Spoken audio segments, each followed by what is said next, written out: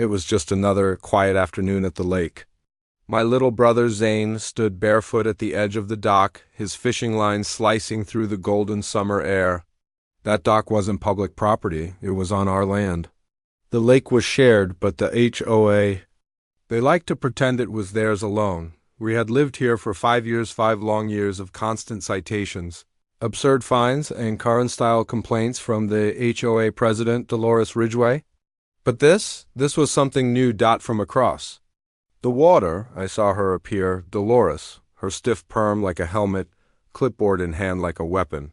She squinted at Zane like he was committing some sort of federal crime. I watched her pull out her phone. A moment later, she shouted across the lake, "You can't fish here, kid. That's a violation. I'm calling the authorities." I laughed. Zane didn't even hear her. He had just caught his first base of the day, his grin stretching from ear to ear. But then the sirens started. 2 squad cars. A fire truck, an ambulance, what the hell? They screamed down the hill like a murder had just happened. Officers leapt out, hands on holsters. One aimed at my 13-year-old brother, dropped the fishing pole, and stepped away from the lake. I ran, I screamed. Mom burst out of the cabin barefoot, yelling, crying. And that's when it hit me. This wasn't just some overreaction. This was a setup. The lake fell, silent except for the crunch of gravel under polished shoes. He was tall. Gray suit, government badge hanging from his neck like a noose. No expression on his face, like a statue had come to life and decided to supervise a takedown at the water's edge. My mom was screaming at the officers, "He's just a boy." He was fishing, for God's sake. The man in the suit raised one hand, and like puppets on strings, the officers froze. "Let him go," he said quietly. They hesitated. "Sir, we were told—" "I know what you were told. I want him uncuffed, now." Zane sat up, red-faced and shaking, his little hands still marked by the zip-tie cuffs. I pushed through the crowd. "Who are you?" He turned to me slowly. "Agent Douglas Reese, DHS. Homeland Security, for fishing." He didn't smile. "That's what we're trying to figure out." Then he pulled out a tablet. On the screen was a 911 call, Dolores's voice, trembling and exaggerated. "There's a teenager near the lake. I think he has a weapon. He's acting erratic. Please hurry." "I'm afraid he's going to hurt someone," she lied. Flat out lied. "Do you see now?" Reese said. "That call didn't bring just the cops. It triggered a federal response." "But it was a fishing rod," I whispered. He nodded grimly. "And your brother's lucky to be alive?" From the porch, Dolores stood watching, her arms crossed smugly, as if she'd just stopped a terrorist attack. But that's when Agent Reese said the words that changed everything. "I'm opening a federal investigation into your HOA." The black SUV door slammed shut like the gavel of fate. 2 agents in tactical gear strode down the hill, the sealed envelope in one hand, authority in their step.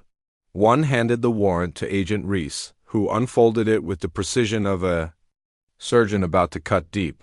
"By order of the United States Department of Homeland Security," he read aloud, "this warrant authorizes the immediate seizure of communication records, financial documents, and surveillance logs maintained by the Clearwater's Lake Homeowners Association." Dolores's smirk cracked. I don't understand." She sputtered, stumbling down her porch steps. That's private HOA business." Reese turned to her like a predator who'd finally cornered his prey. "Ma'am," he said calmly, "you triggered a false federal alarm. That's a felony. You used HOA funds to install surveillance equipment on property you don't own. That's a violation of wiretapping laws in this state. And we have reason to believe this wasn't the first time you fabricated a threat to remove residents you didn't like." Dolores turned pale. Suddenly, a neighbor, Mr. Halvorsen, stepped out from behind his hedge. "I've been waiting for this day," he said darkly. "She's been harassing folks for years. I've got letters, recordings, fake fines, all of it." Then Mrs. Laney from 2 houses down appeared, clutching a box of envelopes. "Me too. She fined me $400 for planting tulips. Called them weapons of landscape disruption." One by one, the neighbors emerged carrying files, photos, videos. Like an uprising made of paper and pain, Agent Reese turned back to me. You and your brother might have just pulled the pin on a very big grenade. From the driveway, Dolores's husband, Harold, shouted, "Don't say a word, Dolores. Don't talk to them without allowing her." But she was already backing away, sweating, mumbling, unraveling, and that's when Agent Reese nodded to his team. "Bring the drone feed online." Agent Reese's jaw clenched as the drone footage zoomed in. The clubhouse stood at the edge of the lake, looking like any ordinary community center until the thermal scanner revealed something underneath. A patch of ground glowing with heat. Signatures and metal outlines buried deep. "What is that?" I whispered, inching closer. Reese looked at the tech agent beside him. "Overlay the schematics." Mom and Zane joined us, silent now. The crowd behind us was growing, neighbors whispering, eyes darting between Dolores and the strange. Heat map glowing on the screen. The agent typed rapidly. "There's a structure beneath the clubhouse," he said. "Concrete walls. Reinforced. Doors, no public records of it ever being built."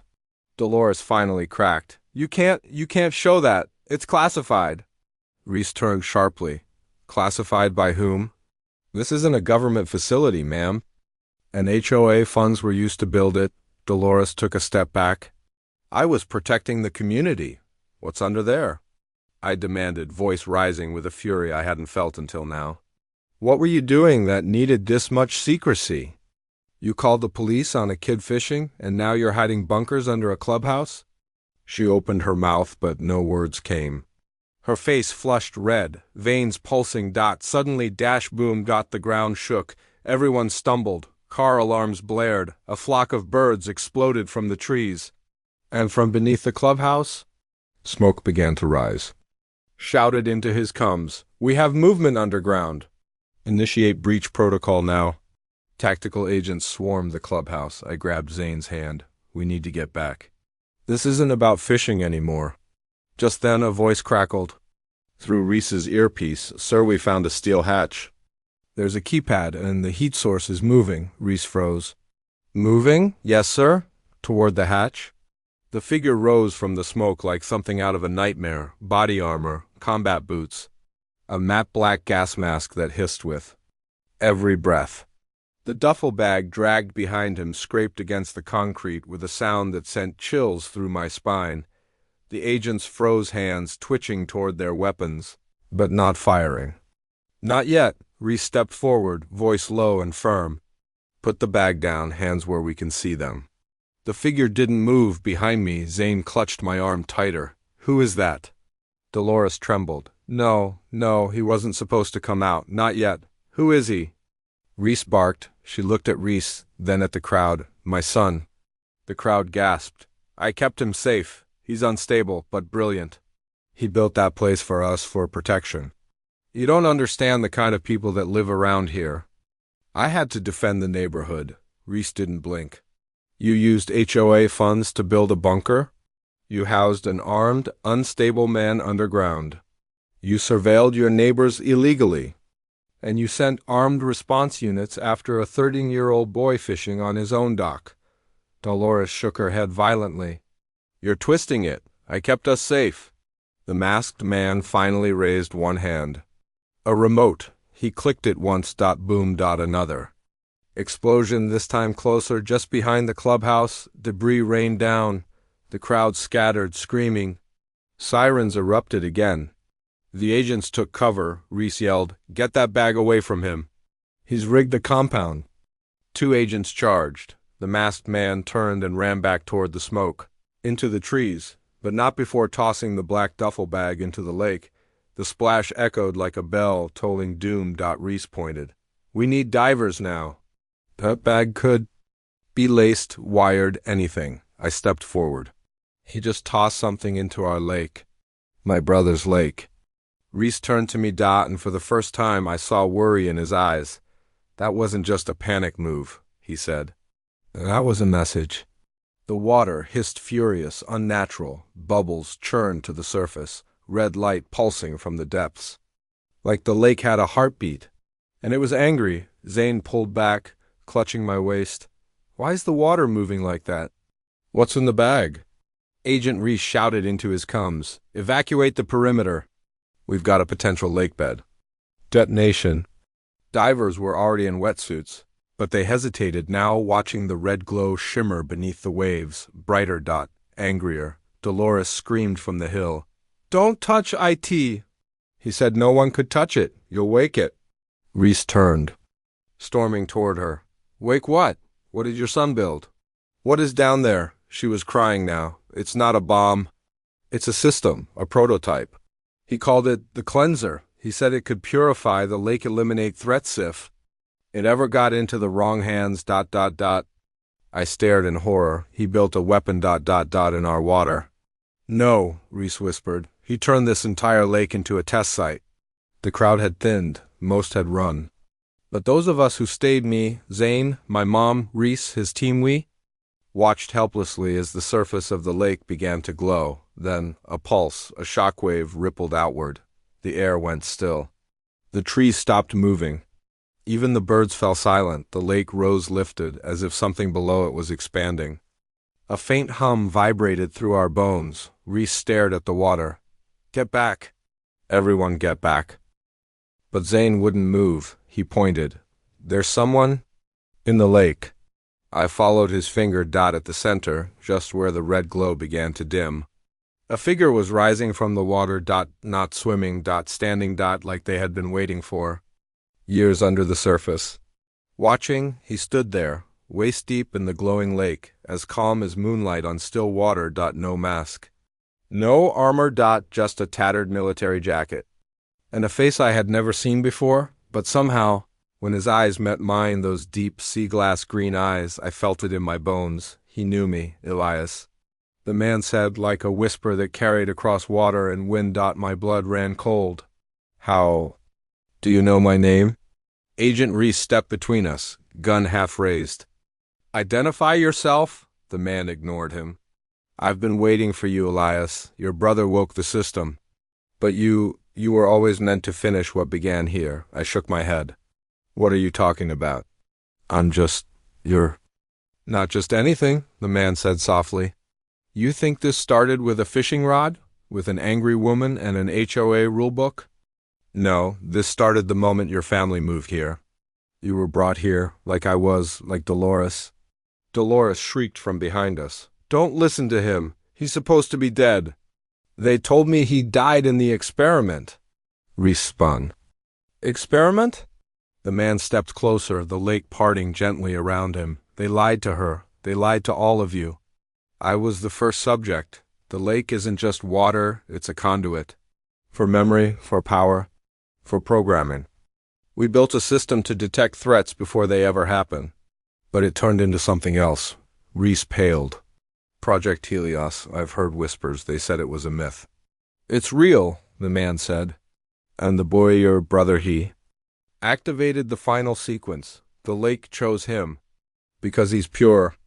I turned to Zane, who was trembling now, staring into the water like it had called his name too. But you, Elias, the man said, voice heavy now. You're the key. Cliffhanger. Behind us, alarms exploded from the agents' trucks. A countdown appeared on every screen. 0 hours 5 minutes and 0 seconds. 0 hours 4 minutes and 59 seconds the system had been triggered. And the lake had decided to cleanse. Starting with all of us, 0 hours 4 minutes and 58 seconds. 0 hours 4 minutes and 57 seconds, the digital countdown screamed louder than the sirens. Louder than the wind, louder than the panic rising in every chest. Agent Reese barked into his comms. Abort the sequence! Shut it down! No. Use? The man in the lake said calmly. It's not connected to your networks anymore. The lake listens to itself. To the ones it marks. I clutched Zane's shoulders, trying to steady both of us. What does that even mean?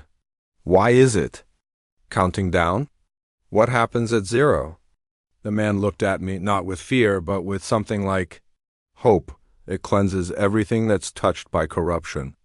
HOA records, surveillance tech, weapon caches, false data, greed, paranoia. He looked past me at Dolores. Her? Dolores. Screamed and ran. The ground quaked beneath our feet. A beam of light erupted from the water, spiraling upward like a pillar between earth and sky. Birds fled, trees bent. People dropped to their knees, shielding their eyes. Reese shouted, "Get everyone out, now!" But I stood frozen because the light wrapped around Zane. It cradled him gently, lifting him slightly off the ground. Zane looked at me, wide-eyed but not afraid. "Elias, it's showing me things." "What things?" "Memories." "Not mine?" "The lakes, what they did to it, what they put in it. It wants to be free."